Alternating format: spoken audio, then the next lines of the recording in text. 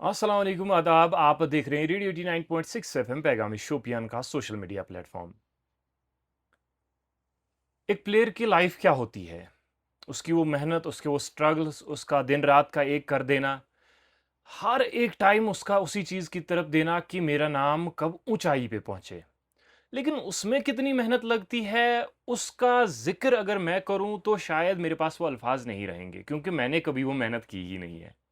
तो इन्हीं सवालों के जवाब के लिए हमारे साथ है एक खास प्लेयर कश्मीर के, जो कबड्डी खेलते हैं, कबड्डी के बहुत ही मशहूर प्लेयर है जिनका नाम शायद टॉप 10 क्या, टॉप 2 प्लेयर्स में से आता है। तो मेरे साथ है साकिब अल्ताफ साहब। बहुत बहुत शुक्रिया आपका अपना कीमती वक्त देने के लिए। शुक्रिया सर, पहले आपने हमें यहाँ बुलाया। पैगामी शुपियन में आपका शुक्रिया बहुत बहुत। बहुत शुक्रिया आपका। तो अगर मैं आपका नाम लूँ साकिब अल्ताफ, तो बहुत कम लोग जानते हैं, क्योंकि आप मशहूर है एक ख़ास नाम से, जैदू खान। तो पहले मैं इस नाम के पीछे का वो बैकग्राउंड जानना चाहता हूँ आपसे कि कैसे पड़ा ये नाम? क्या किसी ने लक़ब दिया या आपने अपने अपना जो नाम है वो खुद ही रख लिया ज़ैदू खान? जी सर, मेरा नाम साकिब अल्ताफ़ है। मैं कुलगाम से एक सीनियर कबड्डी प्लेयर हूँ, अभी मिड लाइन जेके में खेलता हूँ। इस नाम के पीछे मैंने ये नाम मतलब खुद ही चेंज किया था। लेकिन ये मशहूर मशहूर कैसे हुआ, जब मैं खेलने जाता हूँ अपनी टीम के साथ, तो वो मुझे मतलब साकिब की जगह ज़्यादा पसंद जैदू का बोलते थे। और ठीक। भी जो बाहर के जो लड़के हैं, मैं बाहर प्रैक्टिस करता हूँ, बाहर के या कश्मीर के, जम्मू के, यहाँ सब लड़के जो लोकल है, मतलब वो जैदू ही पसंद करते हैं मुझे बोलना। तो अगर मैं किसी को आपका साकिब नाम बोलूँ तो मुझे नहीं लगता कोई आपको पहचानेगा। अगर सर आप साकिब बोलोगे तो मुझे लगता है मुझे अपने गांव वाले ही ज़्यादा पहचानेंगे। अगर आप बाहर किसी जगह जाओ तो आपको जैदू ही बोलना पड़ेगा, तो सब पहचानते इस नाम से मुझे। तो बहुत ही खूब, अच्छा नाम रखा है आपने, बहुत सोच समझ कर रखा होगा अपना ये नाम।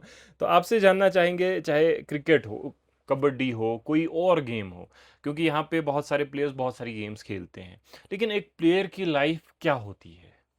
सर एक प्लेयर की लाइफ हर किसी, चाहे कोई भी गेम हो, फुटबॉल हो, कबड्डी हो, क्रिकेट हो, स्ट्रगल तो हर एक में होती है। लेकिन अगर मैं इस कबड्डी की जर्नी में, खासकर मैं कबड्डी का प्लेयर हूँ, मैं आपको बताऊंगा कि इसमें कितनी स्ट्रगल लगती है। कि अगर आप यहाँ क्रिकेट खेलोगे तो आपको यहाँ पे कोच मिलेंगे। अब चाहे आप बड़े के नाम ले, परवेज़ रसूल साहब, राशिक सलाम, आकिब नबी, मतलब वो आपको गाइड कर सकते हैं। लेकिन जो हमें गाइड करने वाला है वो अभी तक मतलब कश्मीर में बहुत कम है। तो हमें बाहर जाना ट्रेनिंग के लिए। मतलब महाराष्ट्र में 40 डिग्री होता है, मतलब नॉर्मल टेम्परेचर उधर 40 डिग्री होता है। मतलब सुबह 6 बजे उठना, फिर 2 घंटे प्रैक्टिस, फिर डाइट मेंटेन करना, फिर शाम से फिर प्रैक्टिस, और फिर वहाँ का एटमॉस्फेयर में सेटल करना बहुत मुश्किल होता है। मुझे लगता है बाकी गेमों से कबड्डी में बहुत ज़्यादा स्ट्रगल है सर। तो अभी के लिए, जैसा कि आपने कहा कि कश्मीर में अभी तक कोच नहीं है कोई कबड्डी का। सर कोच है कबड्डी में, लेकिन अगर मैं स्ट्रेट फॉरवर्ड बंदा हूँ, मैं आगे पीछे कुछ नहीं रखता हूँ। कश्मीर में कोच से भी खेलो इंडिया सेंटर्स बहुत है, लेकिन जो आपको ऊपर वाली मटेरियल प्रो कबड्डी तक या सीनियर नेशनल में जो आप चमकोगे वहाँ उस लेवल तक पहुँचाएगा, ऐसा कोच अभी तक कश्मीर में नहीं है। तो इसके हवाले से अगर मैं देखूं, फिर तो इंफ्रास्ट्रक्चर भी बहुत कम होगा इसका। इंफ्रास्ट्रक्चर कम था, लेकिन सर अगर तब पिछले 3-4 सालों से देखोगे, जो KIC खेलो इंडिया सेंटर्स है जो हर जगह मतलब आई है, अभी शुपियन में भी शायद हाल ही में खेलो इंटर सेंटर आया है, उसकी वजह से मतलब बहुत मतलब अच्छा हुआ है। लेकिन जो बाकी गेम्स ऐसा तो चेंज आ रही है दिन ब दिन। चेंजेस तो आ रहे हैं सर, लेकिन मैं ये कह रहा हूँ कि इंफ्रास्ट्रक्चर अभी है। लेकिन मैं क्या कह रहा हूँ कि अभी हमें हाई क्वालिटी कोच चाहिए जो PKL के लिए मटेरियल तैयार करी। हम्म। मतलब जो हमारे कोच है वो NIS शॉर्ट NIS करके आए हैं, हम्म। 4 वीक्स का, 8 वीक्स का। लेकिन NIS क्या होता है, आपको जो कोच मतलब 2 साल का डिप्लोमा होता है। जब आप 2 साल बाहर गुजारोगे, अच्छे प्लेयर के साथ कोचिंग करेंगे, फिर आप वहाँ से आएंगे और हमें कोचिंग करेंगे, सर आप देखो कितना फ़र्क होगा। लेकिन हम्म। 3 महीने 4 वीक का NIS करके फिर यहाँ आना, मैं प्लेयर हूँ, मैं सर मैं बाहर जाता हूँ, मैं 3-3 4-4 महीने देता हूँ। जो यहाँ के कोचेस मुझे मतलब समझाने की कोशिश करेंगे, उससे ज़्यादा तो मुझे खुद भी पता है, तो मैं यहाँ क्या ले सकता हूँ। इसलिए मुझे यहाँ से मूव ऑन करके मुंबई जाना पड़ता है अगर मेरे को ऊपर लेवल तक खेलना है। तो मतलब यहाँ मेरे को अभी सर, अगर मैं यहाँ पे प्रैक्टिस करूँगा मेरे को कोई फ़ायदा नहीं है, मेरे को प्रैक्टिस करने के लिए बाहर जाना पड़ता है। तो इसलिए जो हमारे टॉप वैली के प्लेयर है, आमिर वानी जो PKL खेल रहा है, इरफान वानी है, वो भी बाहर प्रैक्टिस कर रहे हैं। क्यों, हम इधर भी प्रैक्टिस कर सकते हैं, लेकिन हमें उस तरह के कोच यहाँ पे चाहिए जो कि हमें अवेलेबल नहीं है। हम्म। ये पॉडकास्ट सभी देखेंगे, मैं नहीं दूंगा। जो कोच बोलेंगे वो भी कोई गलत कमेंट नहीं करेंगे, उनको पता है कि जो यहाँ भी कोच है हमारे पास इतना ही जो कोच है ऐसे अवेलेबल है। मैं चाहता हूँ कि जो हमारे जम्मू एंड के सपोर्ट्स काउंसिल है या बड़ी बड़ी अथॉरिटीज़ है, उनसे चाहे कि हमें बाहर से कुछ कोचेस लाने पड़े। अगर यहाँ के कोचेस भी कुछ रहेंगे तो बाहर से हम अगर कोच लाएंगे, उनके साथ अपने कोड्स मिक्स करेंगे, जो वो शेयर करेंगे वो इन्फॉर्मेशन कि कैसे आपको इनको तैयार करना है, कैसे इन पे एजिलिटी पे काम करना है, कैसे इनकी स्ट्रेंथ पे काम करना है, किसी बिल्कुल। का हैंड टच अच्छा है तो उसकी किक पे कैसे काम करना है, बोनस इसका कमजोर तो इस पर कैसे काम करना है, इसकी लड़के के पास स्ट्रेंथ नहीं है तो इसकी स्ट्रेंथ पे कैसे काम करना है। तो मुझे लगता है बाहर और इस कबड्डी में भी आसमान ज़मीन का अंतर है। अभी आपने कहा कि आप बाहर भी जाते हैं ट्रेनिंग के लिए, ख़ासकर ज़्यादा तो आप बाहर ही जाते हैं ट्रेनिंग के लिए, जैसा कि अभी आपने कहा। इतनी मेहनत करने के बावजूद, इतने टॉप प्लेस में से आपका नाम है, लेकिन फिर भी आप अभी तक नेशनल नहीं खेल पाए हैं। इसकी क्या वजह है? सर इसकी जवाबदारी अभी ये पॉडकास्ट मैंने आपको फिर से बोली, सभी देखेंगे, सभी कोच देखेंगे। मतलब आपको वैली का टॉप डिफेंडर अगर मैं आपको आमिर वानी जिसने प्रो कबड्डी खेला है, एक लड़का है हमारी टीम का, उसको छोड़ के मैं अपने आपको दूसरे नंबर पे रेट करता हूँ, मतलब पूरी वैली में। लेकिन क्या करूँ, मैं 6 ट्रायल्स मैंने दिए हैं, ट्रायल्स में भी अच्छी खासी परफॉर्मेंस आ रही है, लेकिन क्या मेरे में ही कुछ खामी है, एसोसिएशन हमारे साथ कुछ कर रहा है। कुछ ट्रायल्स में मैंने बहुत अच्छा खेला, कुछ ट्रायल्स गलत हुई, लेकिन जिन ट्रायल्स में सर मैंने अच्छा भी खेला है उसमें भी मौका नहीं मिलेगा, मतलब मिला नहीं मुझे। लेकिन मैं फिर भी मेहनत कर रहा हूँ, मैं हार मानने वाला बंदा नहीं हूँ, मैं स्ट्रेट फॉरवर्ड बंदा हूँ। मैं अभी 25 मेरी एज है, 17-18 साल से मैं कबड्डी खेल रहा हूँ। अगर 2 साल किसी को नेशनल नहीं लगता उसको घर वाले बोलते हैं बैठ हुँ, बैठ हुँ। जाओ घर में। हम तीनों भाई कबड्डी खेलते हैं, मेरे जो माँ बाप है वो बहुत सपोर्टिव है। वो मेरे को बोलते हैं कि आप लगे रहो, अल्लाह को जो करना होगा वो करेगा, और इंशाल्लाह हम गेम से जवाब देंगे। इंशाल्लाह उम्मीद करेंगे आने वाले वक्त में कि हम सिलेक्शन करेंगे अपने आप तो को। अभी आपने जो कही कि अभी तक आप सिलेक्ट नहीं हो पाए हैं, तो मैं आपसे यही गुज़ारिश करूँगा कि आपको मेहनत करने की ज़रूरत है, क्योंकि इंसान को हमेशा ये चीज़ लगती है कि मुझ में ही शायद कोई ना कोई ख़ामी होगी, मुझ में ही कोई ऐसी गलती है जिसकी वज़ह से मैं सिलेक्ट नहीं, तो उन गलतियों को पकड़ के आगे चलना, मेरा तो मशवरा आपसे यही है। सर मैं आपको एक बात कहूँ, अगर मैं ये कहूँ कि मैं खुद में भी मेरे को कुछ खामियां होगी, लेकिन सर जिन लड़कों के साथ मैं खेल रहा हूँ अभी कश्मीर में, मतलब बिल्कुल। जिन लड़कों ने नेशनल खेला है, हुँ, हुँ। मतलब वो मेरे से बहुत नीचे डाउन है। मतलब कुछ ऐसे लड़कों ने मतलब नेशनल खेला, यहाँ पे स्ट्रेट फॉरवर्ड बात है कि बहुत लड़कों ने, आप ये बात जब आगे जाएगी तो बहुत लड़कों ने नेशनल खेला, मतलब जिनकी मेरे पास आसमान और ज़मीन की फ़र्क है। जब वो लड़के नेशनल खेल सकते हैं, फिर मैं अपने आप से मेरे ये सवाल रहता है कि क्या हो रहा है मेरे को, या एसोसिएशन हमें चांस नहीं दे रही है, या अगर हम कहते हैं कि हम में कोई कमी है तो ये लड़के क्यों खेल रहे हैं जो डिजर्व नहीं करते। हुँ, अगर हुँ, आप हुँ। डिजर्व लड़कों को खिलाओ तो मुझे कोई गिला नहीं, अगर आमिर वानी नेशनल में आ रहा है तो मेरे को कोई गिला नहीं, इरफान वानी नेशनल में आ रहा है तो मेरे को कोई गिला नहीं। फिर कोई किसी भी डिस्ट्रिक्ट हो, कुलगाम से हो, बारामूला से हो, कुपवारा से हो, कोई ऐसा लड़का आ रहा है नेशनल के लिए जिसका कबड्डी का मतलब अभी पूरी नॉलेज भी नहीं है, तो फिर दिल दुखता है सर। क्यों घर वाले बोलते हैं आप इतना टाइम दे रहे हो बाहर, वो तो घर में बैठा है, आप एकेडमी में 10-10 हज़ार रुपये फीस भर रहे हो, मतलब इतनी स्ट्रगल करते हो, फिर भी वो 4 दिन के लिए ट्रायल्स देता है और सिलेक्ट होता है, और आप इतने सालों मेहनत करके सिलेक्ट नहीं होता है। हाँ, वो बात तो तो है। तो हर्ट दुःख तो होता होता है। तो हर्ट होता है। हमने पहली बार जब हम लिस्ट चेक करते हैं तो बहुत हार्ट ब्रेक होता है। तो मेरे साथ भी ऐसा हुआ है, लेकिन क्या करें, हिम्मत नहीं हारनी चाहिए हाँ, ऐसे। बिल्कुल हिम्मत नहीं हारनी है, दिल बड़ा रखना सर है, आपने बहुत प्लेयर्स देखे होंगे जिनका हार्ट ब्रेक 1-2 नेशनल में उनका नाम नहीं आता, वो उठ के चले जाते हैं। छोड़ देते हैं। लेकिन साकिब अल्ताफ उनसे बहुत अलग है, मैं हिम्मत नहीं हारूँगा। अगर किस्मत में होगा तो ऊपर लेवल खेलेंगे, नहीं होगा तो बच्चों को ऐसा ट्रेन करेंगे कि उनको ऊपर लेवल खिलाएँगे। ये तो आपसे वादा है मेरा। इंशाल्लाह ज़रूर। आपने ये बात अभी की कि आप मतलब खिला रहे हैं बच्चों को, अपनी एक लीग चला रहे हैं, जैसा कि मुझे पता है, जैसा मैंने देखा है, आप एक लीग चला रहे हैं, बहुत ही अच्छा रिस्पॉन्स उसका मैंने देखा है। इसके साथ-साथ कुछ एक पोस्ट्स मैंने आपकी टीम के रिलेटेड देखे हैं कि आपको कश्मीर में बैन कर दिया गया है। सर हमारी टीम का नाम मिडलाइन जेके है। तो ये टीम का हमने 2020 में हमने एक कोच आया था जहाँ हम प्रैक्टिस करते हैं, अनिकेत म्हात्रे, वो फाउंडर है मिडलाइन जेके के। ठीक? वो बाहर भी एक टीम चलाती है, मतलब जो जो सर में अकेडमी है ना बाहर, उसका एक टीम बाहर चलता है और एक टीम कश्मीर में चलता है। हुँ, हुँ। वो सेट्रगन लैंड कंडीशनल कोच गए एशियन गेम्स, इंडिया टीम के कोच थे वो। सेट्रगन अच्छा, लैंड कंडीशनल गेम्स 2022 चाइना में। अच्छा। तो मतलब बहुत बड़े कोच है, तो उन्होंने कुछ लड़कों को निकाला, एक कैंप हुआ था जिसमें सब लड़के थे, शुपेन से लतीफ़ अली भी था, बहुत लड़के थे। तो उन्होंने लड़कों को निकाला वहाँ पे हमने एक ग्रुप निकाला था कि ए बेंच ऑफ टैलेंट्स गाइज, मतलब जो उस वक्त था, मतलब मेरे को नहीं लगता था कि ये टीम आगे पहुंचेगी, लेकिन जो हमारे सीनियर्स है, इरफान था, हाशिम अली था, या आमिर भाई था, तो हमने मेहनत की, हमने श्रीनगर में रूम रेंट पे लिया 3 साल।